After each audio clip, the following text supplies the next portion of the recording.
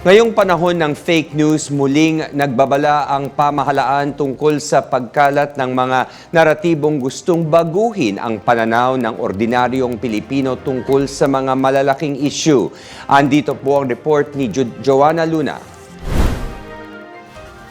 Ipinakita ng Malacanang ang isang pag-aaral ng journalism student mula sa University of Santo Tomas na tumukoy umano sa isang Chinese-linked social media network na nagpapakalat ng anti-Filipinas at pro-Duterte na content.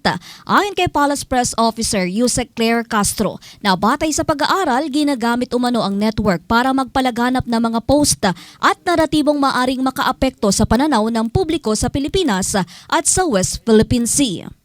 Pero ang issue po na ito ay matagal na po itong napapansin. Actually, meron po tayo ibibigay na isang UST joint student at nabanggit ko na rin po ito sa inyo noon. May mga Chinese-linked social media network pushing anti-Philippine, pro-Duterte content. At nais po nating ipakita, ito po ay isang pag-aaral mismo.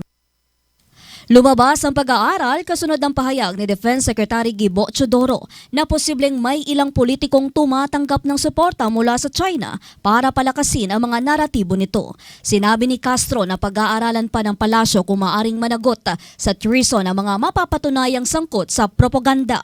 Binigyan diin din niya na dapat unahin ng mga Pilipinong opisyal ang interes ng bansa at huwag magpagamit sa ibang bansa para manatili sa pwesto.